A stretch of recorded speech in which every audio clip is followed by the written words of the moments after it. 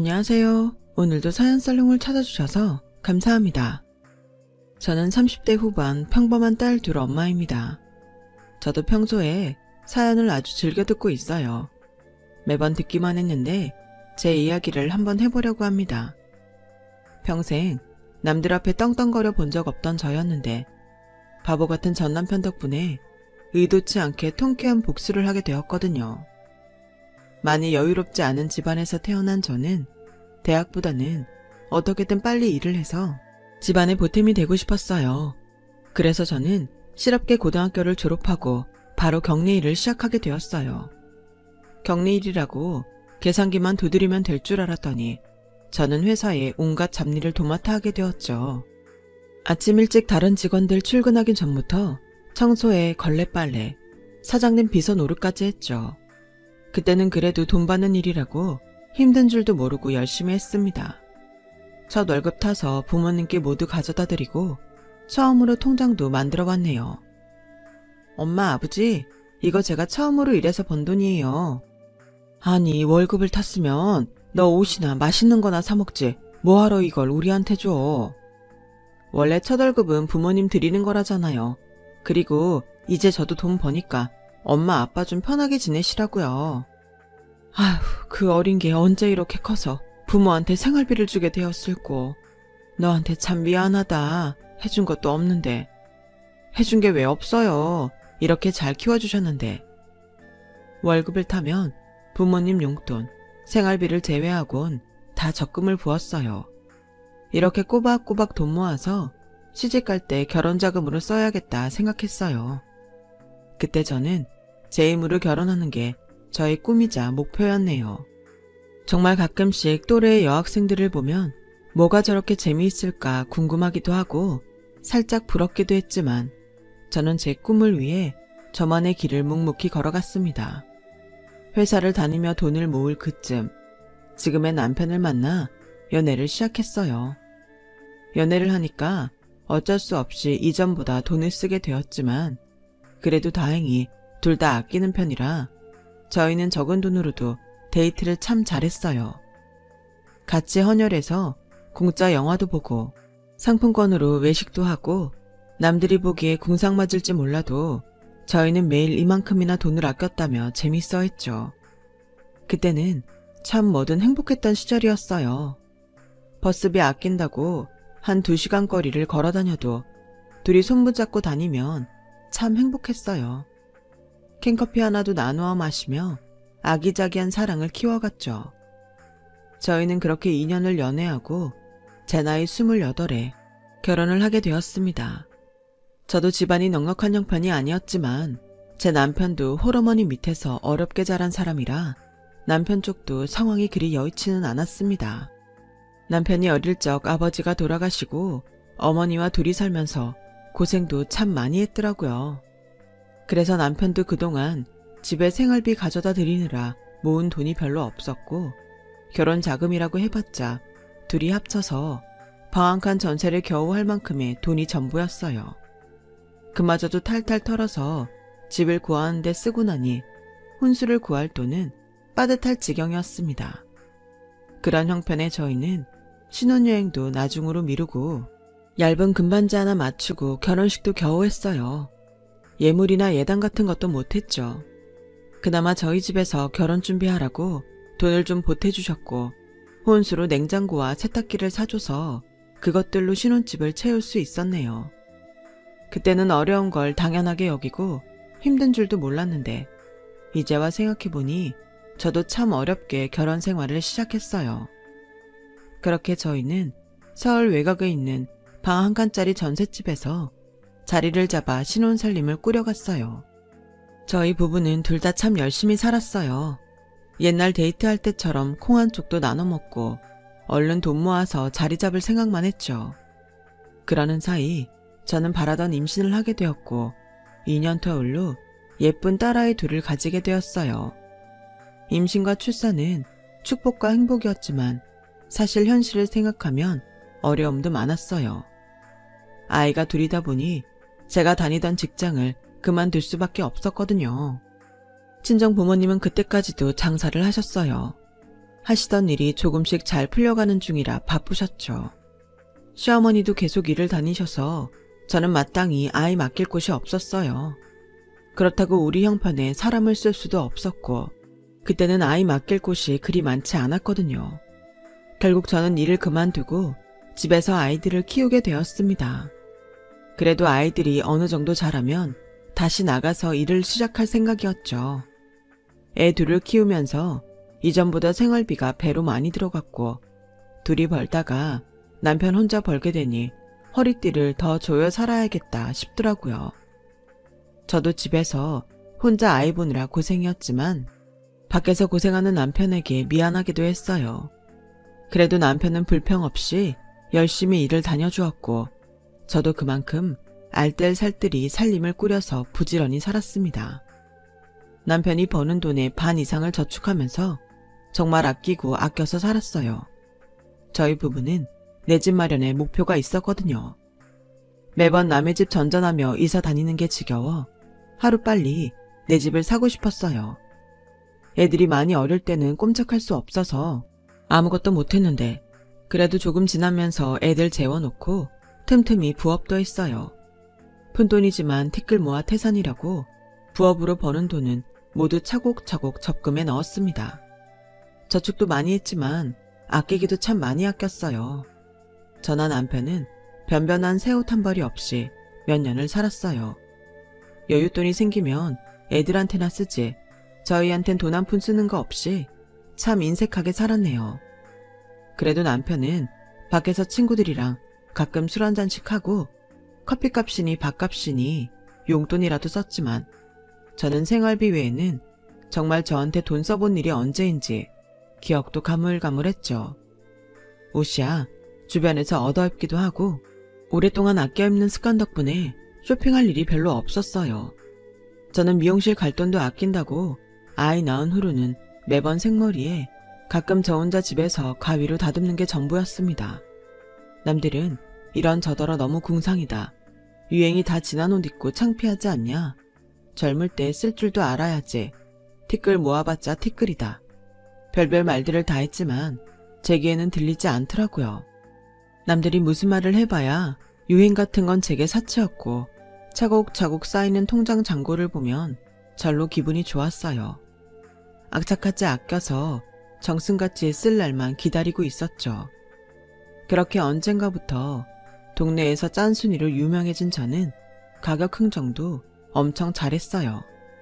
일부러 시장 마감 시간 직전에 장 보러 가서 떨이로 파는 것만 사오곤 했는데 제가 워낙 유명하다 보니 단골집에서는 저 주시려고 일부러 따로 물건들을 빼놓으시기도 하셨어요.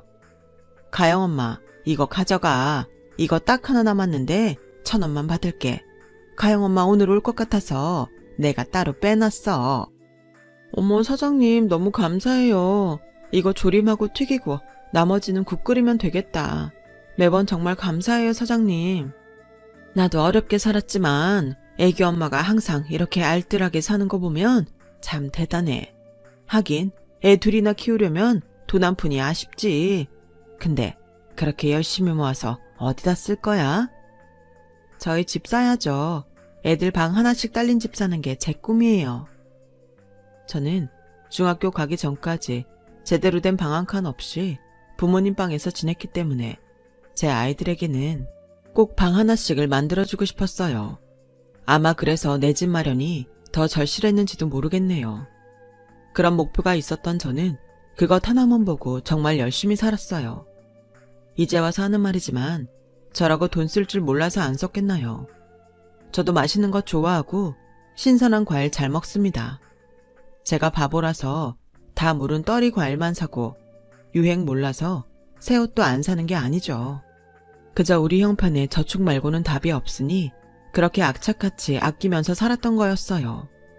그런데 제가 이렇게 살았더니 저는 원래 그런 사람인 줄 아는 건지 처음에는 서로 열심히 아끼며 살자던 남편이 언젠가부터 딴소리를 하더라고요. 또 고등어야? 아 지금 3일째 고등어야. 다른 반찬 없어? 거기 장아찌도 있고 나물도 있잖아. 고등어를 떨이할 때 많이 사서 그래. 오늘까지만 먹어. 겨우 3일인데 왜 그래? 겨우 3일? 밖에 나가서 일하는 사람 3일 연속 같은 밥상 차려줘봐. 누가 좋아해? 당신은 그래도 점심은 나가서 먹잖아. 저녁 한 끼인데도 그렇게 싫어? 그렇게 평소에는 반찬이 겹치지 않게 신경을 썼는데 어쩌다 보니 그렇게 됐어요. 그래도 군말 없이 먹던 남편이 겨우 같은 반찬 몇 번 올라간 걸 가지고 갑자기 반찬 투정을 하니 좀 당황스럽더군요. 내일부터 다른 거 해줄게. 오늘까지만 이거 먹어. 고등어 몸에도 좋고 맛도 있는데 왜 그래? 당신은 언제까지 이렇게 궁상 떨면서 살 거야? 맨날 떠리. 그놈의 떠리 소리 치가 떨린다. 궁상이라니 당신 말을 왜 그렇게 해? 그럼 이게 궁상인지 뭐야? 화장실 물도 아껴. 전기도 아껴. 지금 봐봐. 이 어두운데 부엌등 하나 안 켜고. 남들 봐라. 밥 먹을 때도 거실까지 환하게 하고 살아. 이거 전기세 얼마나 한다고 이러냐? 굳이 낭비할 게 뭐 있어. 아끼고 살면 좋지. 우리 빨리 모아서 집 사서 이사 가야지. 조금만 더 모으면 우리 이사 갈 수 있어. 그때까지만 참아. 우리 애들한테 좋은 집 살게 해줘야지. 당신처럼 이렇게 아등바등 아끼고 모아서 언제 집을 사냐? 푼돈 아껴서 모아봤자 푼돈이야. 그럴 바에 차라리 있을 때 쓰고 마는 게 낫겠다. 맨날 반찬도 이런 거나 먹고 그냥 나가서 어떻게든 돈을 벌어와. 당신 갑자기 왜 그래? 요즘 회사 많이 힘들어? 그런 거면 나한테 진작 말을 하지. 알았어. 내일은 오랜만에 소고기 구워줄게. 기분 좀 풀어. 미안해 여보. 당신 고생하는 건 나도 잘 알아. 그래도 애들 학교 들어가면 나도 일 다시 할 거고 그때는 더 나아질 거야. 그리고 푼돈 아냐. 우리 그동안 돈 꽤 많이 모았어. 그래도 남편이 몇 년째 혼자 돈 버느라 꽤 지친 듯 보였죠. 그래도 저는 힘들지만 조금만 더 노력했으면 싶었어요. 아무래도 남편은 저축으로는 희망이 없다 싶었나 봐요. 언젠가부터 주식이니 투자니 그런 뜬구름 잡는 소리를 하더라고요. 하지만 저는 저축이 최고라고 생각하는 사람이었습니다. 저희가 전문 지식이 있는 것도 아니고 주식에 투자해서 돈 버는 사람들은 소수라고 생각했죠. 우리 같은 소시민들은 그저 아끼고 모으는 것이 가장 빠르고 안전한 길이라 생각해서 저는 주식 같은 건 생각한 적도 없어요. 주변에서도 주식하다가 돈을 버는 사람보다 잃은 사람들이 더 많은 것 같았거든요. 그래서 남편이 주식을 해보고 싶다고 목돈이 필요하다 얘기를 해도 저는 계속 반대를 했어요. 적은 돈이면 몰라도 큰 돈 가지고 도박을 하는 건 위험하다 싶었어요. 제가 끝까지 안 된다 했더니 남편도 포기하는 것 같더라고요. 그러다 몇 달 뒤 어느 날 남편의 비밀을 알게 되었어요. 그날은 제가 적금을 넣으러 가는 날이었습니다. 인터넷 뱅킹을 해도 되지만 저는 꼭 돈을 들고 직접 은행을 찾아가서 저금을 하곤 했어요. 내 손으로 직접 돈을 넣고 통장에 금액이 찍히는 걸 보는 게 저의 유일한 취미였거든요. 그런데 어쩐 일인지 그날따라 있던 자리에 통장이 보이지 않더라고요. 다른 저축 통장은 그대로 들어있는데 집 사려고 열심히 모으고 있던 10년 만기 적금 통장이 온데간데 없는 겁니다. 저는 혹시 제가 어디 잘못 도왔나 싶어서 그날 하루 종일 집안을 샅샅이 뒤졌습니다. 혹시 아이들이 건드렸을까봐 몇 번을 물어보기도 했어요. 예전에도 아이들이 통장이 뭔지도 모르고 가져가서 그림을 그렸던 적이 있었거든요. 그런데 아이들을 붙잡고 물어봐도 아이들은 아니라 그러고 집에 도둑이 든 것도 아닌데 그게 어딜 갔나 싶은 거예요. 결국 남편이 퇴근해서 집으로 돌아올 때까지 통장을 찾지 못한 저는 망연자실한 표정으로 남편을 맞았죠. 남편한테 물어볼 생각도 못했어요. 매달 제가 입금을 하니까 평소 통장 관리는 제가 했었고 저만 아는 곳에 통장을 넣어놓기 때문에 저희 남편은 통장이 어디에 있는지도 모르거든요. 그동안 한 번도 궁금해하지도 않았고요. 그런데 통장에 발이 달린 것도 아니고 내가 그걸 다른 곳에 둘 리도 없는데 이상하다 싶었죠. 저는 결국 남편에게 물어봤어요. 여보, 혹시 당신이 통장 가져갔어? 통장? 무슨 통장? 아니, 우리 집 사려고 붙는 적금 통장이 없어졌어. 오늘 하루 종일 찾아봐도 없어. 나는 통장이 어디 있는지도 모르는데 왜 나한테 통장을 찾아? 아니, 분명히 이 근처에 있을 텐데 아무리 뒤져도 없어서 혹시 당신이 어디서 봤나 해서. 아, 내가 분명히 잘 넣어놨는데 대체 그게 어디 갔을까? 나는 몰라. 당신 어디 잘못된 거 아냐? 당신 틈날 때마다 통장 금액 보고 그랬잖아. 마지막으로 보고 확실히 넣어놨단 말이야. 당신이 어디 잘못 둔 거겠지. 나한테 뭐라고 하지 말고 잘 찾아봐. 그래서 저도 남편 말대로 며칠을 더 뒤져봤습니다. 장롱까지 옮겨서 찾아봤죠. 그런데 아무데도 없더라고요. 결국 통장을 찾지 못한 저는 은행을 찾아갔습니다. 아무래도 통장을 재발급 받아야겠다 싶었죠. 그런데 황당한 얘기를 듣게 되었네요. 저 고객님, 통장 명의자분이 얼마 전 통장 해약하시고 모두 인출해 가셨네요. 남편분께 못 들으셨어요? 네? 적금을 해약했다고요? 내년이 만기인 적금을 남편이 이미 해약해 갔다는 소리에 저는 황당했습니다. 사실 그 적금 통장은 세금 공제 등의 문제 때문에 회사를 다니는 남편의 명의였지만 평소에도 입금이나 관리는 제가 해왔어요. 남편 명의라 위임장이랑 인감도장까지 제가 보관하고 있었거든요. 그래서 저는 그 통장이 남편 통장이라고 생각해 본 적이 없었습니다. 그런데 설마 하니 남편이 저 몰래 그 적금을 해약했을 줄은 꿈에도 상상하지 못했네요. 그제서야 사실을 알게 된 저는 은행에서 그냥 돌아올 수밖에 없었어요. 이제 곧 만기를 앞뒀는데 그걸 자기 마음대로 해약한 남편을 도저히 이해할 수가 없었습니다. 왜 나한테는 이런 방구도 없이 해약을 했고 그 돈을 어디에 썼는지 묻고 싶은 게 너무 많았죠. 남편이 퇴근하길 기다리는 시간이 왜 그리 길었는지 모르겠네요. 그렇게 한참을 기다려 집으로 온 남편에게 곧바로 따져 물었어요. 당신 왜 모르는 척했어? 적금 통장 당신이 직접 해약했다며. 그래놓고 나보고 어디 잘못 뒀나 찾아보라고? 내가 오늘 은행 가서 얼마나 놀랐는 줄 알아? 말 못해서 미안한데 당신이 이렇게 난리칠까봐 말을 못한 거야. 적금 통장 만기날 받는 돈보다 훨씬 큰 돈으로 불릴 거야. 그러니까 걱정하지 마.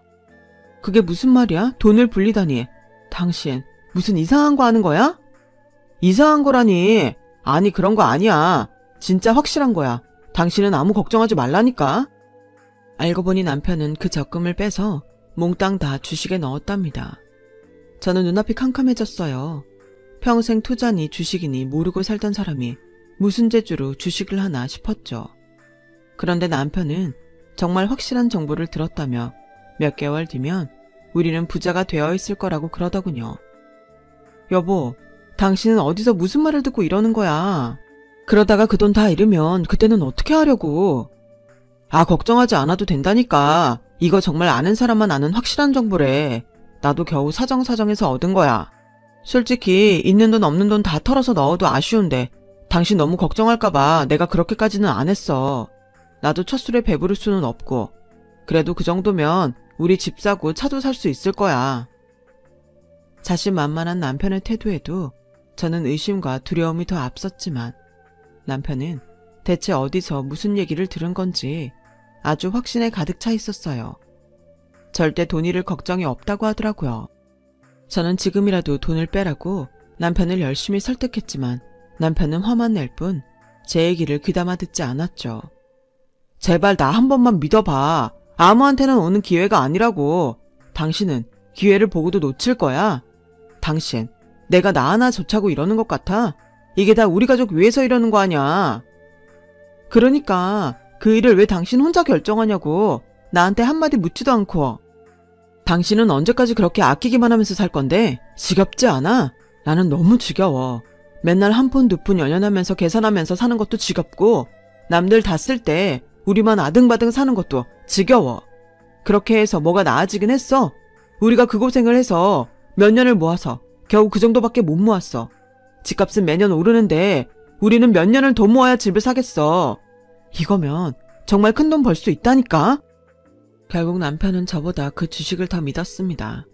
매일 얼마씩 오르는 주식을 보며 이것 보라고 기뻐하기도 했어요. 저 역시도 남편의 말을 누구보다 믿고 싶었습니다. 정말 값이 올라 큰 돈을 벌게 된다면 누구보다 제가 기쁘겠죠. 그렇지만 저는 왠지 모를 불안감이 있었어요. 안전제일주의로 리스크 없이 안전한 적금만 믿고 살았던 제가 전 재산이나 다름없는 목돈을 주식에 넣어두고 하루도 마음이 편할 리 없었죠. 그러다 정말 일이 터지고 말았네요. 남편 말대로 매일 조금씩 올라가던 주식은 한순간에 나락으로 곤두박질 치기 시작했어요. 처음에는 그래도 원금은 회복할 수 있는 수준이었어요. 이익을 바랄 수는 없지만 떨어지는 걸 보니 저는 지금이라도 빼야 한다 생각했죠. 그런데 남편은 끝까지 고집을 부리더라고요. 주식이 원래 이런 거야. 지금 떨어진다고 팔면 다시 오를 거라고. 오히려 추가로 매수해서 평단을 낮춰야 하는데 우리가 돈이 없는 게 아까운 거지. 그러면 남 좋은 일만 하고 우리만 손해보는 거야. 지금도 이거 사고 싶다는 사람 얼마나 많은데. 여태 기다렸는데 그거 조금도 못 기다려? 이렇게 간이 작으니까 평생 큰 돈을 못 만지지. 앞으로 내가 알아서 할 테니까 당신은 그냥 신경 꺼. 저는 계속 떨어지는 주가를 보며 정말 피가 말랐어요. 이러다 전 재산을 잃으면 어쩌나 매일 걱정스러웠죠. 계속 떨어지는데도 남편은 어디서 얻어들은 그 정보에만 매달리며 끝까지 주식을 정리하지 않았습니다. 그리고 결국 그 주식은 종이 조각이 되고 말았죠. 결국 저희는 원금의 30%도 되찾지 못하고 큰 손실을 맞았어요. 정말 참담하더라고요. 그게 어떻게 모은 돈인데 하루아침에 날리게 되었으니 말이에요. 와이프 말 무시하더니 잘했다 싶더라고요. 그런데 남편은 제게 미안해하기는커녕 오히려 적반하장으로 나오더라고요. 그러게 애초에 잘 알아보고 하든가 나한테 상의나 하지 그랬어. 당신 그렇게 끝까지 고집 부리더니 그 돈이 어떤 돈인데 당신 이제 어떻게 할 거야. 나도 알고 당했어. 나도 속상하다고. 나도 미치겠는데 당신까지 나 피말려 죽일 셈이야. 이미 벌어진 일인데 나더러 어쩌라는 거야. 그리고 애초에 내가 벌어온 돈 아냐. 그런데 그 돈을 일단 불리던 못 불리던 당신이 무슨 상관이야. 그러면 당신이 나가서 돈 벌든가. 당신이 벌어왔다고 당신 혼자 모은 돈이야? 내가 허리띠 졸라매면서 그만큼 모은 거야. 그게 아니었으면 우리가 그만큼이나 모을 수는 있었는 줄 알아? 그리고 그게 다 당신 돈이야? 나도 틈틈이 부업해서 벌었어. 이제 와서 자기가 번 돈이라고 다 자기 것이라고 말하는 남편의 말이 정말 황당하더군요. 제가 일하기 싫어서 안 나가는 것도 아니고 그동안 돈 아끼며 혼자 아이 둘을 키우는 제 노력은 아무것도 아니었던 모양이에요. 그 일로 이혼하니 많이 결국 싸움이 커졌어요. 돈보다도 남편에 대한 실망에 이혼 생각이 절실했지만 아이들을 위해서 참을 수밖에 없었어요. 그리고 저는 그 길로 나가서 일을 구했습니다. 남편의 말에 악에 바친 것도 있었지만 남편이 까먹은 돈을 채우려면 더 이상 아끼기만 하는 걸로 안 될 것 같았거든요. 그렇게 저는 낮에는 마트에서 일을 하고 저녁에는 아이들을 돌보며 원래 하던 부업도 쉬지 않고 계속했어요. 잃은 돈은 너무 아까웠지만 후회하기도 늦었고 처음부터 다시 시작하기로 했어요. 그리고 그 일로 저는 남편에게서 경제권을 모두 가져왔어요. 그래도 잘못한 건 아는지 순순히 경제권을 넘겨서 그냥 넘어가기로 했지만 이미 남편에 대한 저의 신뢰는 깨져버렸죠. 그 이후로 남편을 2번 다시 못 믿겠더라고요. 저는 남편 월급을 제 통장으로 받아서 남편에게는 따로 용돈을 줬어요. 그리고 남편이 2번 다시 그런 일을 벌이지 않게 아예 통장 명의도 다 제 이름으로 바꿨습니다. 주식 사건 이후로 돈 관리를 모두 제가 하게 되면서 남편이 관리하던 월급 통장을 뒤져보니 남편이 주식 말고도 저에게 숨긴 것이 많더군요. 남편은 그동안 회사에서 받은 상여금이나 보너스도 제게 속였고 월급 인상도 제게 알리지 않았어요.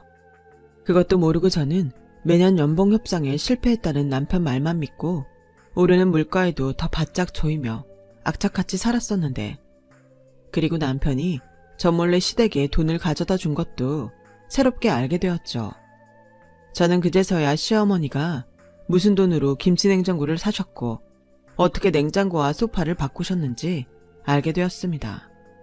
어느 날 갑자기 굳이 멀쩡한 냉장고랑 깨끗한 소파를 새 것으로 바꾸시기에 어머니가 갯돈이라도 타셨나 생각했는데 그게 다 남편 주머니에서 나온 돈이었네요. 저는 그것도 모르고 시댁에서 어머니가 버리신다는 쇼파를 얻어다 놓고는 좋다고 쓸고 닦아서 썼습니다. 나중에서야 그걸 알고 나니 정말 속상하더라고요. 저는 친정 부모님께 용돈 한번 챙겨드리지 못했는데 남편은 여태 혼자 효자 노릇을 하고 있었구나 싶어져 정말 기가 막혔네요.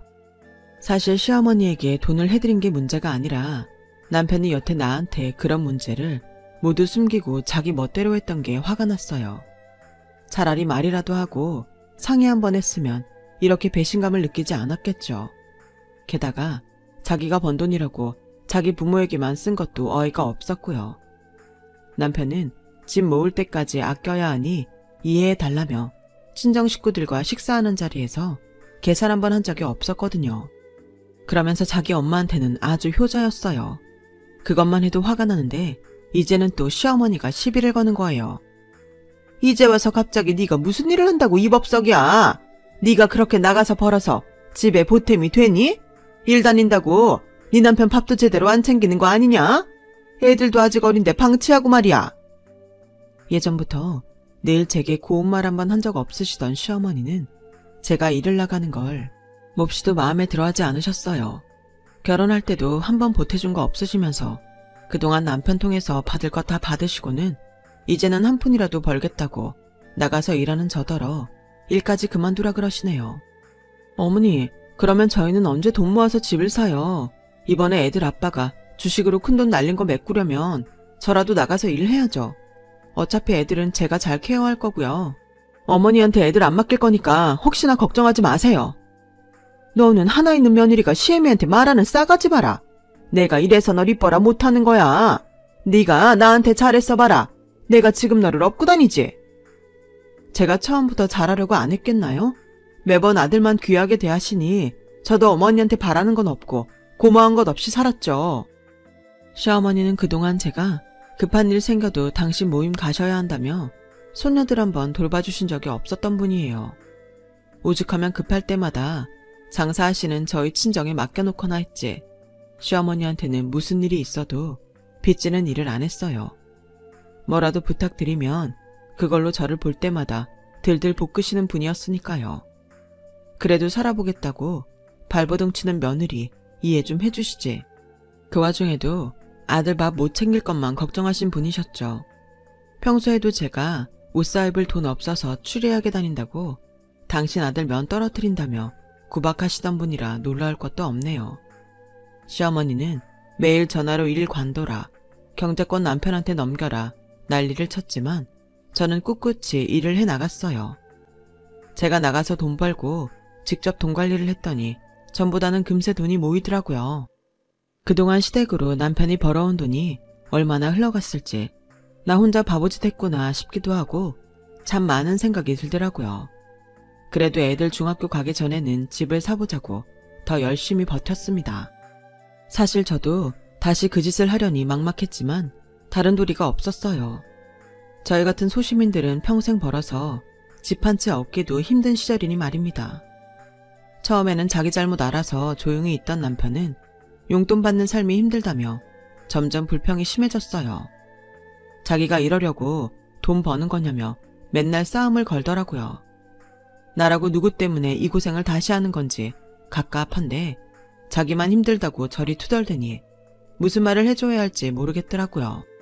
그 와중에 주택청약은 번번이 떨어지고 저도 점점 지쳐갔죠. 그러던 중에 저희 부모님이 제게 아주 큰 선물을 해주셨어요. 사실 몇 년 전 친정 부모님이 경매로 아주 싸게 건물을 하나 낙찰받으셨다고 하시더라고요.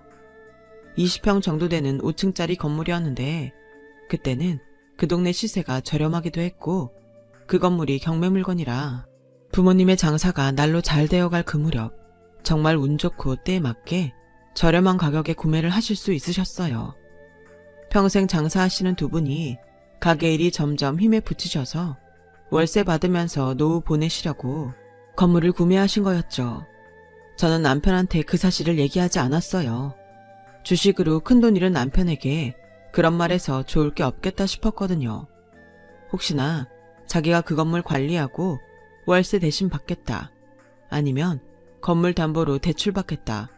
뭐 그런 소리라도 꺼낼까 봐서 말이에요. 항상 힘들 때면 시댁 도움은 바라지도 않으면서 열심히 사시는 저희 친정에만 앓는 소리 하던 남편이었으니까요.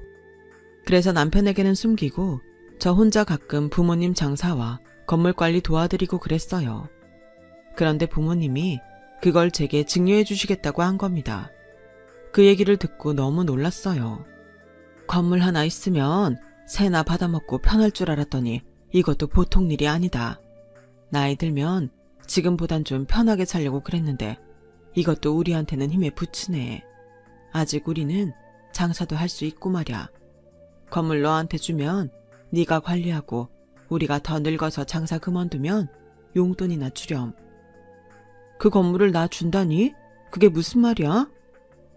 이미 다 결정된 일이야. 형편 어렵다고 대학도 못 보내주고 결혼할 때도 뭐 해준 것도 없는데 우리는 내내 그게 마음에 걸렸어. 지금도 네가 이 고생하면서 사는데 부모가 그걸 어떻게 보고만 있냐. 민경아, 이제라도 김서방이랑 편하게 살아. 부모님은 더 이상 제가 고생하고 사는 게 싫으시다면서 건물을 증여해 주셨습니다.